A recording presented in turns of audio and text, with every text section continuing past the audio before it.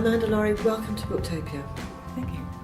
I was thinking about the soundtrack for your new book, what the song would be that would sort of sum up Richard Kline's state of mind, at least at the beginning of his journey, and I think it's Is That All There Is? Yes, or I Can't Get No Satisfaction. So tell us about who Richard is and what he sort of suffers from as his kind of conditional state of mind.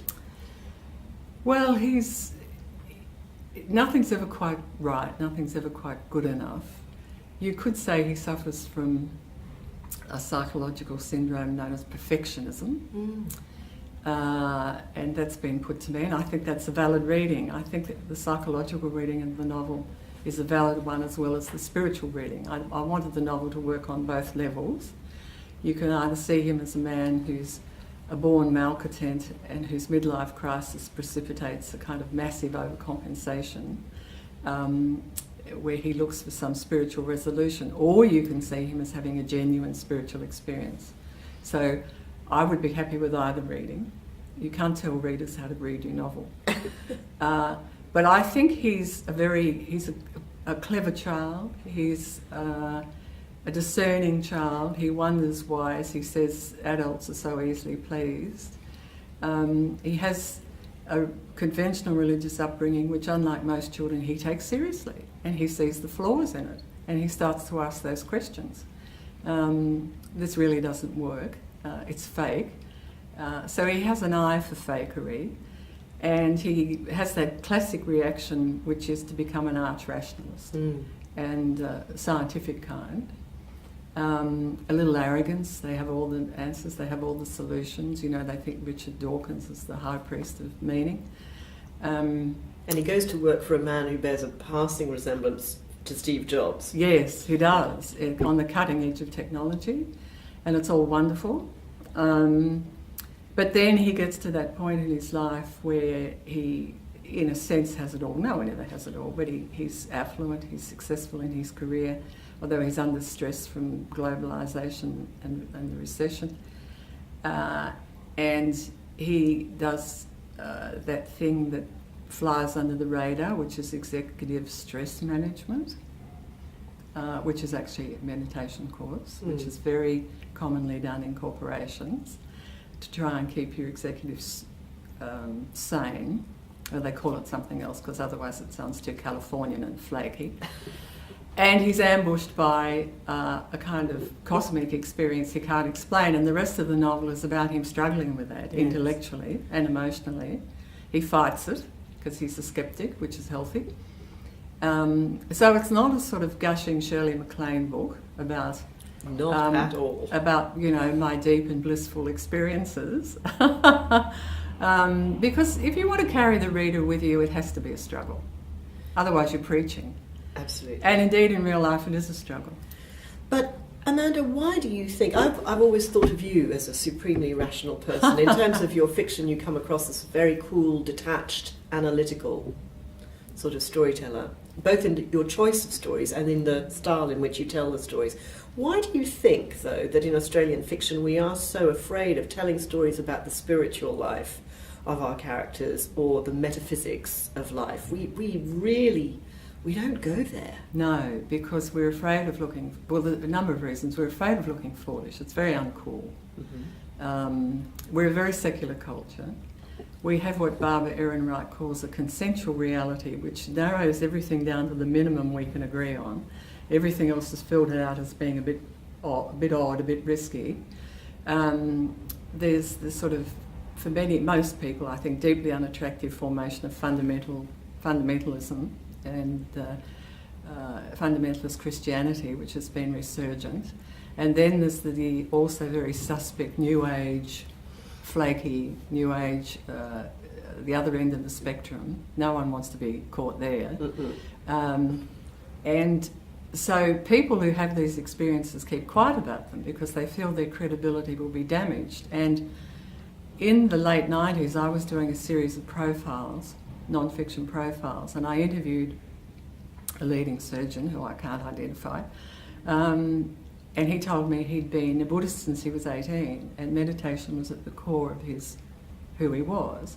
And then at the end of the interview, he said, "You can't print that in the interview because I will lose credibility with my scientific colleagues." And I knew exactly what he was saying. And then within 6 months, I'd interviewed a leading public intellectual who virtually said the same thing. Not that he was a Buddhist, but that he'd joined a meditation group and had what he could only describe as a cosmic experience that he didn't really understand. And he was still trying to fathom it. And by the way, you can't print that. And Robert de Say said a wonderful thing to me, which was, when I told him about this, he said, "The new closet is spirituality. It used to be sex. And now sex is everywhere." You know how Robert is. And he said, "It's the new closet. People have experiences and they can't talk about them for fear of that their friends will disown them and they'll look foolish." But I'm not so sure about this, Amanda. I mean, maybe something's happened in the interim, but first of all, neuroscience has now confirmed that meditation causes changes in the brain that may help prevent depression, Alzheimer's and everything else. And meditation is being sort of validated left, right and centre in scientific circles. But also it's become extremely cool to meditate. Since that time it has. I think maybe that surgeon would now feel he could out himself. It's become cool to meditate because neurological science has validated it as a technology of the body. But to go that step further and say that through meditation you connect with a meaningful universe beyond mere appearances, that I think is still a bridge too far for most people, even though the US is full of professors of physics who will openly tell you this. And indeed, most of the founders of quantum physics have actually written about this. But that's kind of shunted to one side. They're much more comfortable with this in the US, of course. Australia is a healthily sceptical culture, and I respect that. But metaphysics in Australian literature, and Patrick White is flooded with it. You cannot read Riders in the Chariot without seeing that White is a metaphysician. But it's interesting how many scholars who write about him, they just screen that out. You know, it's just politely screened out. It's if it's not there. I think White was a visionary, a bad-tempered, crabby old visionary. But we don't talk about that anymore. Is that why you've written the book in quite an unusual way, where you're telling the story of Richard both from his perspective and in alternate chapters from a third-person narrator looking at him objectively, as it were, from the outside? So we're shifting from his internal perception to a more detached view of him. Yes, I could glamorise that by saying I wanted a sort of subject-object model, but actually it was more primitive than that. I wrote it all in the first person, and when I reread it I thought, oh, we're going to get very sick of this man. I this, I that. So then I rewrote it all in the third person. And then it had that kind of too detached, magisterial, the all-knowing author who's very complacent. I hate that as well. So I thought the only thing to do was to keep switching. Right. And I tried that out on some early readers and they all liked it. And they all said, I've just got to the point of being sick of him when it switches into the more detached mode. And then I just got sick of that and it switches back into the more intense subjective mode. And I thought, okay, well, I'll stick with that. I mean, you're always thinking about your reader. What you want you to do, I don't know about you, but I start a lot of books I don't finish. Oh, yes. And I'm always thinking, how am I going to get my reader to the end, to the last page? It's a really primitive Because you design. have to get them to invest and care. Yes, yeah. And you have to surprise them so that, you know, you have to be ahead of them. So just at the point, sometimes people will say, you nearly lost me, and I always say, where? Because it's important to know. Yes. And because you've been banging on for too long about the one thing, maybe you've been too indulgent, too much detail. And like my editor said, the opening is too long. He cut quite a bit out of it. And I said, oh, but you know, I really like it. He's having his childhood argument with God. He said, yeah, well, you might like it, but I got sick of it. And we need to move into adulthood more quickly. This is what editors are for, of course. Of course. And when you find one you respect, you take their advice. I love the fact that along the way in his kind of spiritual evolution, we get a sort of taste of all the different kinds of options that you can put your faith in. So there's the material world, the success, the computers, the Porsche cars, the Italian villa, all of that sort of world that he gets introduced to. And then there's obviously the connection through emotion to relationships, marriage, having a child. Then there's therapy. So there are all these little tastes of the things that you can try in order to find meaning in your life. What gives your life meaning?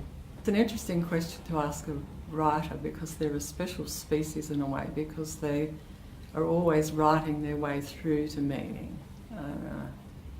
And it's why they write fiction, because they never know where they're going, and they write to find out. I'm often commissioned to write non-fiction books, and I decline because I can see the whole thing laid out in front of me, and I'm already bored before I start. And boredom is something that Richard Kline suffers from. Yes, terribly. yes. Well, I think, and I'll come back to what gives my life meaning, but I think this so-called epidemic of depression is actually an epidemic of boredom, massive and profound boredom.